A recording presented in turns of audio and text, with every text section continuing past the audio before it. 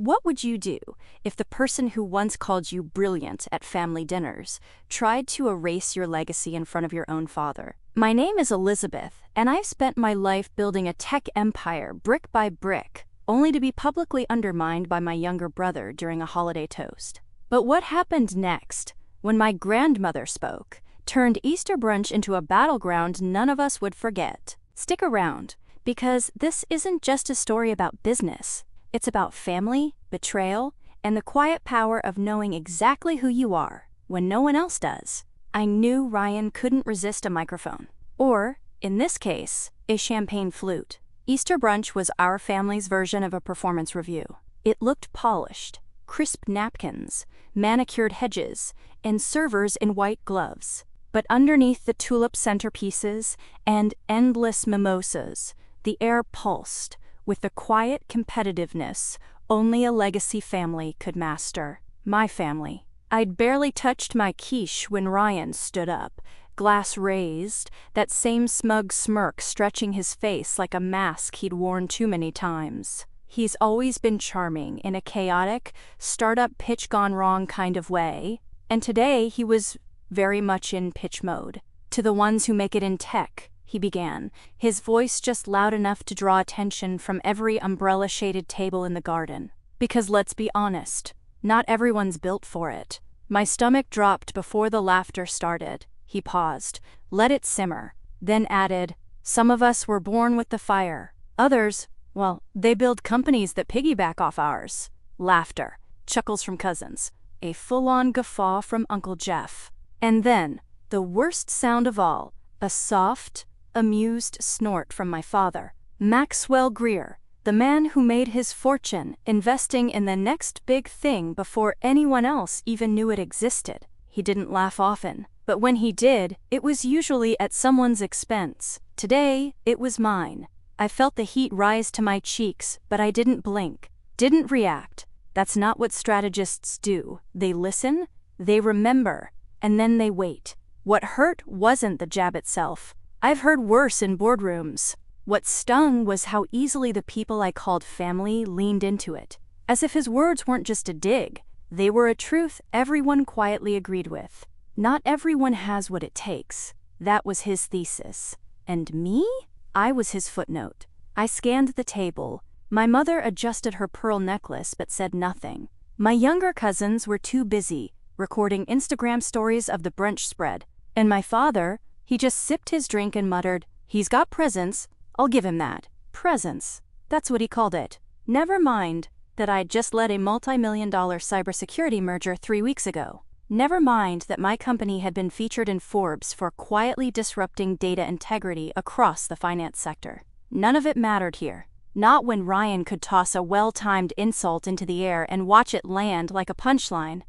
I didn't look at Ryan again. He'd gotten what he wanted. Attention, approval, and the upper hand. But inside, something shifted. Not rage, not sadness, clarity. Because as I sat there, blinking against the bright Denver sun, I knew one thing with complete certainty. This wasn't over. It had just begun. The thing about my grandmother Beatrice is, she doesn't speak unless she plans to change the room. She waited, patiently, like a queen with a pawn in her pocket, letting the table simmer in Ryan's artificial triumph. He was still glowing from his toast, leaning back like he'd scored the final point in a sibling rivalry he never outgrew. Then, with surgical calm, Grandma dabbed the corner of her mouth with a cloth napkin, folded it neatly in her lap, and looked directly at Ryan. Is that why Elizabeth's firm just acquired your company? She asked, as casually as one might ask if someone passed the salt.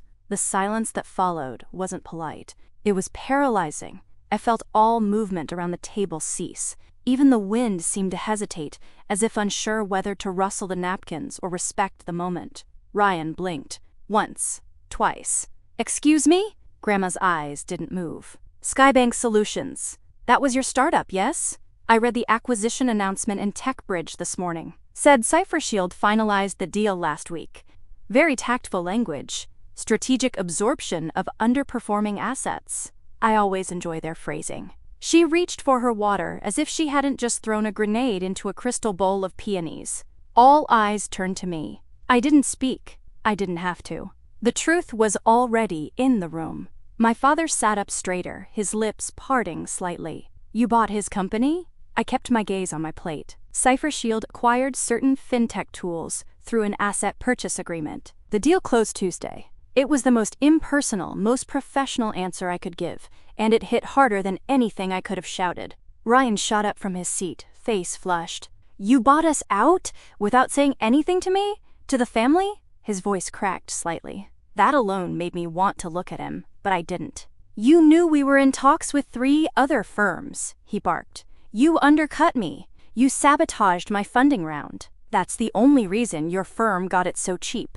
The accusation hung there, heavy. My father's brow tightened, the way it always did when he was processing risk. Grandma remained impassive, sipping her water like she was watching live theater. I met Ryan's eyes, finally. You reached out to my COO through LinkedIn, Ryan? You initiated contact. Your co-founder sent us a Dropbox folder, labeled Lifeline. We didn't seek you out. He stared at me like I'd just spoken in another language. You think I wanted this? I continued, voice calm but low. You were 6 weeks from defaulting on vendor payments. Your engineering lead resigned mid-sprint, and your board was 2 signatures away from dissolving the cap table. We didn't steal anything, Ryan. We salvaged it. Dad looked from me to Ryan. Is this true? Ryan didn't answer, but his silence was all the confirmation needed. I didn't look at my father again. I didn't need to. That moment belonged to Ryan, to whatever storm was gathering behind his eyes. What no one at the table realized yet, what even I hadn't planned, was that Grandma's question had forced a reckoning, not just between Ryan and me, but between a daughter and her father, and a legacy that had always quietly favored the louder sibling. Ryan's voice dropped to a low hiss. You did this to humiliate me. No, I said evenly. You did that yourself when you toasted my career as a punchline. You always wanted to ruin me. Ryan's voice had changed. Gone was the smug arrogance of the Easter toast. What replaced it was raw, cracking fury, tinged with something even sharper, panic. You tanked my investor calls, he hissed. Every lead we had pulled out after Q1. Don't act like that's coincidence, Elizabeth. You made calls behind my back. You poisoned the well so you could swoop in and buy us for pennies. He was standing now, his chair askew, fists clenched at his sides. His face, so like mine, but always just a little more palatable to our father, was contorted with rage. The guests had gone silent. The brunch, the laughter, even the waitstaff had frozen in place. Our family's perfect image, cracking in real time. I didn't rise. I didn't blink. You're accusing me of sabotaging your company? You didn't just sabotage it. You orchestrated the fall. I know how you operate, Elizabeth. Cold. Calculating. You probably sat there, watching our burn rate and smiling. You always needed to prove you were better than me. There it was. Not logic. Not evidence.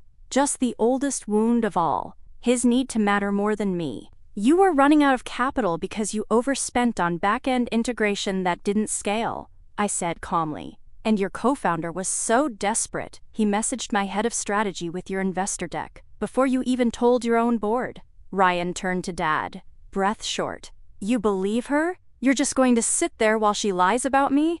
But our father wasn't looking at me. He was watching Ryan, closely. The way he used to watch founders on their third pitch, when he started wondering if they believed their own story too much. Elizabeth doesn't lie, Dad said finally. It was quiet, but final. And I don't think Ryan had expected it. His face paled. For a moment he looked like a little boy again, one who'd been told he wasn't the favorite anymore. You always took her side, he muttered, staring at the ground. Even when you pretended not to. No, Dad said, standing now, his voice low. I took the side of what I thought would win. For a long time, I thought that was you. The words hit harder than I thought they would, not because they surprised me, but because they didn't. Ryan laughed, a single, bitter sound. Well, don't worry. You've got your golden daughter now. She can play kingmaker with your approval like you always wanted. Then he stormed off, through the peonies, past the brunch table,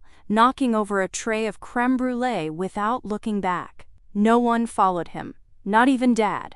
Grandma Beatrice, never one to waste an opportunity, reached for a scone and said, "Well, that went about as well as expected." I wanted to exhale, to let the whole moment collapse behind me, but my body stayed tense, because what I'd just done, whether justified or not, wasn't just a public correction. It was a turning point. Dad set his glass down, slowly. "We'll talk later," he said to me, not unkindly, but not warmly either. And with that, he walked away too, leaving me at the center of a table full of beautiful things that no longer tasted like victory. By Monday morning, the brunch fallout had metastasized into something larger. I was in my office, sipping black coffee and reviewing vendor compliance reports, when Maya, my head of strategy, slipped in, holding her phone with a look I hadn't seen since our Series B almost fell apart. "You need to see this," she said, her voice low. She set the phone in front of me. The screen showed a thread posted by one of those Twitter-adjacent gossip accounts that circle the tech world like hawks, the kind that rarely get it right, but when they do, the blood travels fast. This time, they were right. Attached were screenshots, Slack messages, time-stamped and damning, between Ryan and his co-founder, a man named Dennis Ward. Dennis was the one who used to call me Frosty during joint family events, before he realized my firm might be his last life raft. "Liz is our only shot," Ryan had written in one. "If Cypher Shield won't take us, we're toast." Then another, "Tell investors the Q2 numbers are strong. We'll fix it post-acquisition." I stared at the screen as the words blurred slightly. Not from shock, from the weight of vindication I wasn't sure I wanted. "Want me to confirm or let it die quietly?" Maya asked. "Neither," I said slowly. "Let them devour each other first." I didn't have to wait long. By noon, 3 more outlets had picked it up. Dennis, apparently enraged that Ryan blamed him for the sellout, had decided to burn the entire partnership down. His own pinned tweet read, "If someone trashes your name after you saved theirs, receipts will follow. Enjoy." Receipts, indeed. Investors Ryan had once courted began distancing themselves publicly. A tech journalist I knew emailed, asking for a statement. I didn't respond. There was no need. The messages spoke louder than anything I could say. Just after 3, my assistant buzzed in. "Your father's here." I froze. "Sent him in." Dad entered without ceremony, dressed in his usual slate-gray blazer and polished disappointment. He sat without asking, folding his hands like a man preparing for a deposition. "So it's true," I nodded. "Every word in those messages." He didn't look angry. He looked embarrassed. That was worse. "I've built my reputation on trusting founders who hustle," he said quietly. "But I never taught my son the difference between hustling and bluffing." I didn't reply. This wasn't a conversation. It was a reckoning. I vouched for him, to people who now think I can't spot desperation in my own blood. I held his gaze. Desperation isn't the problem. Deception is. He looked away. The silence stretched long. I almost hoped he'd defend Ryan, but he didn't. Instead, he rose, nodded once, almost imperceptibly, and walked out. That was the moment I knew. I hadn't just won the acquisition. I had shifted something foundational in my father's mind, not because I was smarter, but because I told the truth when Ryan had sold his name for silence. Later that evening, I printed them out. Every screenshot, every desperate Slack message, every line where Ryan begged for a lifeline while lying to investors with the same casual charm he once used to win over girlfriends and pitch decks. I didn't want to send an email. That would have felt too easy. Instead, I slid the stack of papers into a manila envelope and drove to my father's house, his real home, not the investment firm downtown, where we'd both learned how to spar with smiles. He opened the door himself, still in the clothes from earlier, sleeves rolled up, tie loosened. There was something quieter in his eyes, like the edge had dulled, but not disappeared. "I brought something," I said, holding out the envelope. He didn't invite me in, just stood there on the threshold, weighed it in his hands like he already knew it would be heavy. "What is it?" "Everything Ryan sent to my team. Everything he said to his co-founder. The original timestamps. You can verify it all." He hesitated, then stepped aside. "Come in," The air inside smelled faintly of cedar and the scotch he reserved for post-disaster thinking. We didn't go to the living room. Instead, he walked straight to his office, his sanctuary, lined with books, old awards, and a wall of screens he used more for surveillance than news. I watched as he opened the envelope and began to read. No words, no questions, just page after page, his brow tightening. When he reached the message where Ryan said, "Dad will bail us out if she says no," I saw it hit him. He didn't flinch, but he leaned back slightly, like a man absorbing a slow-moving car crash of his own making. He read to the end, then set the pages down gently. "I knew he was struggling," he said finally. "I didn't know he'd stoop to this." "You didn't want to know," I said, "because you needed him to be more than what he was." His silence was confirmation enough. He turned to the window, where the city blinked back at us, ambitious, relentless, and unforgiving. "Our name," he said. "It doesn't just represent capital anymore. It's a brand, a promise." And he almost destroyed it, chasing validation. He turned back to me, and for the first time in years, he didn't look like my father. He looked like a man who'd built an empire, only to realize one of his heirs had sold off the bricks for attention. "What do you want me to do?" he asked. I wasn't expecting the question, and I didn't answer right away, because this wasn't about punishment, it was about understanding. "I want you to stop expecting me to be quiet when it matters," I said. "I want you to stop mistaking strategy for submission." His jaw twitched, a small, involuntary tick I recognized from moments when the truth tasted worse than failure. Then, slowly, he nodded. "I won't protect him from this," he said. "I can't." And just like that, a shift. Not a reconciliation, but recognition. I stood. That's all I needed. He didn't walk me out, but as I reached the door, I heard him say softly behind me, "He always wanted to beat you. You just wanted to build something that lasted." He wasn't wrong. And now, finally, he knew the difference. It came in the form of an email, tucked between a dozen meeting reminders and one passive-aggressive vendor update about delayed API handoffs. Subject line, "Let's talk, finally, D. Kessler." I stared at the name before opening it.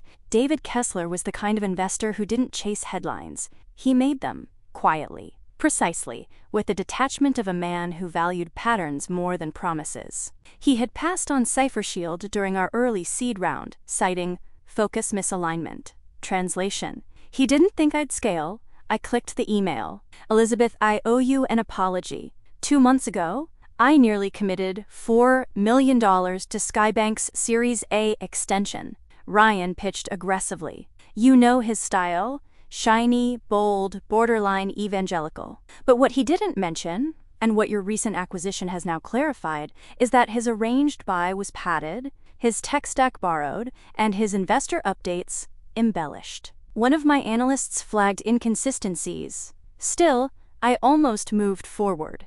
Until your team stepped in. The acquisition was smart. But the real brilliance was the restraint. You never gloated. You let the numbers speak. That, to me, is rarer than disruption. It's discipline. I'd like to talk, not about Skybank, about CipherShield. You've got my attention now. David I read the message twice, then a third time, not because I didn't believe it, but because for the first time in weeks, I felt something unexpected. Relief. Not just the relief of a door opening, but of one finally closing behind me. Ryan had burned a bridge, but in doing so, he illuminated the one I'd been building all along. By noon, David and I were on a call. His tone was crisp, almost too casual, like he didn't want to make a big deal of the fact that he'd misjudged me once before. "What changed your mind?" I asked him directly. He didn't hesitate. "Everyone wants to be first in line for the rocket, but I'd rather back the one who knows how to fly it, even after turbulence."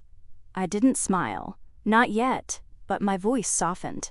"We're planning a compliance expansion for Q3, I said. "New territories, government contracts, higher stakes." "Then I want in," he replied. "Let me know when the round opens." Just like that. No pitch deck, no second guessing. It wasn't just funding. It was an unspoken endorsement. one that others in the industry would notice and emulate. After the call, I closed my laptop and leaned back in my chair. This wasn't vindication. It was confirmation that even in silence, even under attack, even when I was being framed as cold or cunning or too ambitious, there were people watching who understood what that quiet strength really meant. I didn't need to destroy Ryan's name. He'd done that himself. All I had to do was keep building mine. The headline hit my inbox just as I was stepping out of a pitch call. Whistleblower alleges silent sabotage behind fintech takeover. I stopped, mid-step in the hallway. My assistant, Zoe, caught the expression on my face and didn't ask questions. She just took my phone and scrolled. "Who's Miles Radley?" she asked, already frowning. My stomach sank. The name came with an unpleasant memory. A mid-level compliance officer from Skybank, let go 3 months before the acquisition for what HR had vaguely termed performance misalignment. He was the kind of employee who'd mastered just enough jargon to sound informed, but not enough to actually move projects forward. I remembered reviewing one of his reports before the acquisition, 26 pages of buzzwords and contradictions. Dennis had fired him quietly. I didn't argue. Now he was suing. The article was short, but strategically framed. A wrongful termination lawsuit filed against Skybank, but with a new twist. The plaintiff claimed that I, Elizabeth Greer, acting as an off-the-record shadow advisor, had influenced layoffs and decisions months before CipherShield formally acquired the company. Miles claims he was pushed out because he refused to support structural changes made under the direction of Ms. Greer, the piece read. His lawyer states this suggests a deliberate effort to weaken Skybank's internal resistance and manipulate its market value before takeover. It was a masterclass in innuendo. No evidence, no proof, just enough narrative to make readers pause and wonder, did she orchestrate it all from the shadows? I felt the pressure begin at my temples, then slide like cold water down my spine. I didn't see this coming. Maya stormed into my office half an hour later, the printout in hand. "This is garbage," she spat. He was let go for insubordination and failure to meet security protocol standards. HR documented everything. "And yet," I said, placing the article down, "he knows exactly what language will make it go viral." The news spread fast. Within hours, blogs were dissecting my management style. LinkedIn filled with cryptic posts from anonymous former insiders, claiming I had always played the long game. Investors began requesting additional documentation. A few partners pushed back calls. Until this clears, even Kessler reached out, not to back away, but to ask carefully, "Is there anything I should be aware of legally?" "No," I said, "and there won't be." But deep down, I knew. Optics could wreck what truth alone couldn't fix. The problem wasn't the lawsuit, it was the perception of stealth. That word, silent manipulator, haunted me more than I expected, not because it was true, but because it echoed the narrative Ryan had always spun about me, that I move quietly, coldly, and somehow always win, that I wasn't ambitious. I was dangerous. I stood by the window of my office that night, watching the lights of downtown blink against the glass. For years, I'd built my career by avoiding spectacle, letting others talk while I delivered. Now the very thing that protected me, my silence, was being twisted into a weapon, and I had a choice to make. Either continue ignoring it, or finally speak. The article dropped on a Thursday morning, and by noon, my name was trending. The Stealth Mogul, How Elizabeth Greer Quietly Took Over Her Brother's Startup, and the tech world took notice. It wasn't an exposé. Not exactly. More of a character profile, penned by a journalist who'd been circling me for months. She'd requested interviews repeatedly. I'd declined every time. I wanted my work to speak louder than my words. Apparently, silence made the story more seductive. The piece painted me as enigmatic, calculated, a woman who moved in shadows, never raising her voice, yet somehow emerging with the spoils. It recounted my early days, how CipherShield started in a spare room above a used bookstore in Lodo, how I bootstrapped with a stubborn mix of code, caffeine, and quiet fury. That part was true, but then came the comparisons. Like a chess master, she made no flashy moves, only effective ones. And when her brother's company began to falter, she didn't announce her interest. She waited, she watched, and she acquired. There it was again, that word, acquired. Like I hunted him. The journalist cited anonymous sources, former Skybank employees, no doubt emboldened by Miles Radley's lawsuit, claiming I had an invisible presence in decisions before the acquisition. One even called me the ghost in the boardroom. Most of it was baseless speculation, but it was compelling, and it spread like wildfire. By Friday, I was being invited to speak on panels. Podcast hosts were requesting interviews. A startup newsletter called me the tech world's new villain hero. Comments flooded my LinkedIn. Half praised me as a tactical genius. The other half accused me of corporate cannibalism. Even my inbox was divided. Some subject lines read, "Finally, a woman who plays the game better than the boys." Others, "Your silence is complicity. Speak now or be defined." I sat at my desk, scrolling through the flood of opinions, the shifting tide of public perception. Some days I felt like I was floating in it. Other days, like I was drowning beneath it. I hadn't set out to be anyone's hero, but I sure as hell wasn't the villain they were painting, either. Maya leaned into my doorway late that afternoon, holding her phone with an amused grin. "You're officially a meme now." She flipped it around. A split screen. Me in my usual dark blazer, beside an image of a chessboard, captioned, "Plotting checkmate since Series A." I rolled my eyes but smiled despite myself. "You know," she added more seriously, "this could be an opportunity. All this attention, if you wanted to speak, set the record straight, now's the time." I looked back at the article, at the carefully crafted image of a woman who wins silently, and at a cost. Maybe it was time, not to defend myself, but to redefine the narrative. Because if the world wanted to see me, finally, truly see me, then I would let them. But on my terms. I didn't plan to go public. But when the same outlet that called me the stealth mogul requested a follow-up, an on-record interview, I surprised everyone, including myself, by saying yes. We met at a neutral studio, no sweeping views or dramatic lighting, just 2 chairs and a camera. The journalist, Carla Hewson, wore the same sharp look she did in print, observant, but not hostile. She shook my hand firmly. "I appreciate you doing this." I nodded. I figured, if people are going to define me, I might as well provide the source material.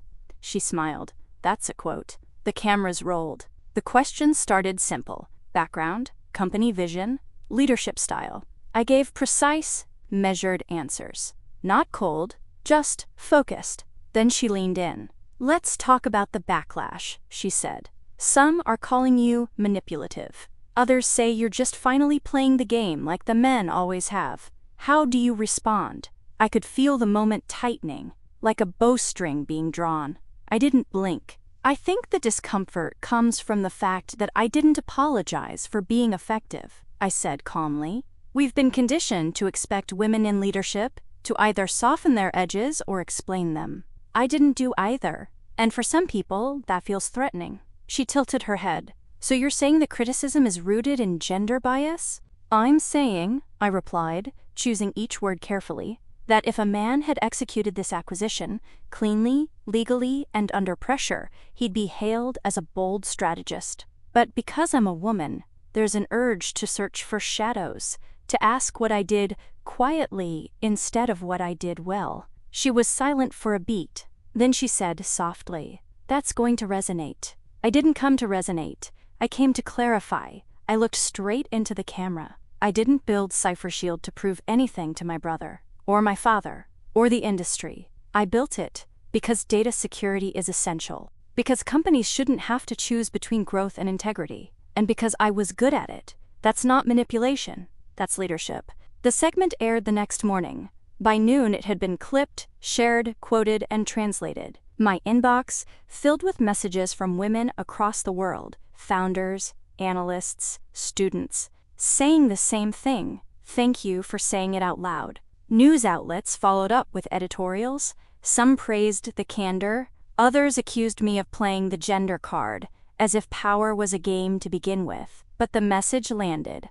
I wasn't the shadow anymore. I was the subject. And this time, the narrative was mine. The message came through a private email account I hadn't seen since college. Subject: if you'll read it, I'll say what I should have said before. I stared at it for a long time. Not because I was afraid of what he'd say, but because I didn't know if I wanted to hear it anymore. But I opened it. Liz, I know I don't deserve a response. That's not why I'm writing. I've been watching the interviews, the write-ups. And honestly, the silence between us is louder than any headline. I've been replaying that brunch, the toast, the look on Dad's face, the look on yours. I was so sure I was winning something that day. What I didn't realize was that I wasn't even in the right game. I need to say this somewhere, so I'll say it here. I spent most of my adult life trying to outshine you because I thought if I could just be more, Dad would finally look at me the way he looked at you. Not just with approval, with pride. I used to think he only respected results, but what he respected was integrity, and I lost mine trying to impress him. You didn't sabotage me. I sabotaged myself. You didn't steal my company. You saved what was left of it. And if I'm being honest, you probably saved the family name too. I don't know where we go from here. I don't expect some warm reunion. But I didn't want the next words between us to come through lawyers or headlines. I'm sorry. Ryan, I read it twice. Then I sat back and closed my eyes. I had imagined so many versions of this moment. Some angry, some dramatic, most of them late at night after too much wine. But this was quiet, real, sincere, maybe for the first time in years. I didn't write back. Not right away. Instead, I forwarded the message to my personal folder labeled Perspective. A strange name, maybe, but fitting, because it reminded me this was never just about business. It was about the invisible weights we carry from childhood, the need to be seen, chosen, proved right. Ryan hadn't been my enemy. He'd just been a boy growing into a man beneath the shadow of expectations neither of us had asked for. And I had finally stepped out from under them. That Christmas felt different before it even began. The snow had fallen early in Denver, soft, persistent flakes blanketing our street in white quiet. I'd volunteered to host dinner at my place, partly because I wanted something familiar under my control, and partly because I wanted to see how Ryan and Dad would show up now. My dining table was set with simple elegance. Evergreens and pine cones in clear glass vases, candles scented with cedar, my grandmother's china, each plate edged in fine gold. The centerpiece was an artisan wooden bowl, filled with heirloom apples. No sign of the glossy corporate showmanship of past holidays, just warmth. They arrived right on time. Ryan, in a dark sweater instead of a blazer, his posture less rigid. Dad, carrying a bottle of aged bourbon he'd distilled himself. The moment they stepped inside, the air shifted. I greeted them at the door. "Glad you could make it," I said, meaning it. Ryan's smile was small. "Thanks for inviting me, and for letting me bring something." He handed me a wrapped box. Inside was a hand-turned wooden charcuterie board, my initials lightly burned into the corner. "Thought you might like this for entertaining." I felt a lump in my throat. "It's perfect." Dad cleared his throat. "Elizabeth, it's good to be here." We sat. The usual holiday small talk, weather, mutual friends, work, filled the gaps as I served roasted root vegetables, spiced lamb, and a cranberry compote I'd perfected over years of experimentation. At one point, Ryan passed the gravy without a word, and I caught his eye. There was something in his expression, an apology unspoken, a truce. Midway through the main course, Dad set his fork down. The room hushed. "I want to say something," he began, voice steady. "It's been a year since that brunch, since I watched two of my children tear each other apart over pride and inheritance. I've spent months regretting how I handled it." He glanced at Ryan, then at me. "Ryan, your apology was brave, but Elizabeth, your resilience, your grace under pressure, reminded me why I was proud of you long before any acquisition. I never said it out loud, and that was my mistake." My heart hammered. I wanted to answer, to demur, but the sincerity in his eyes grounded me. He raised his glass. "To Elizabeth, who saved more than a failing startup. You saved our family's name and, in doing so, reminded me what legacy truly means." Ryan lifted his glass, voice steady. "To my sister, thank you for showing me what integrity looks like. I caught my breath as we all sipped. It wasn't the grand vindication of a courtroom or boardroom. It was quieter, deeper. After dinner, we moved to the living room, the glow of the fireplace flickering against Dad's face. Ryan settled on the rug beside me. "Liz," he said softly, "I don't expect everything to be perfect again, but I'm done trying to outshine you. From now on, I hope we can be whatever the opposite of rivals is." I smiled, warmth spreading through me. "How about allies?" He nodded. "Allies." Dad joined us with mugs of hot cocoa. His nod was small but proud. My grandmother passed around slices of her famous fruitcake, and for the first time in years, I didn't feel like the outsider I once was. As we laughed over old family stories and made new ones, I realized the real gift of that Christmas: recognition. Not just from investors or colleagues, but from the people whose opinions had mattered most. And in that moment, surrounded by snow and candlelight and the steady hum of my chosen family, brother, father, grandmother, I felt something I'd chased my whole life: home.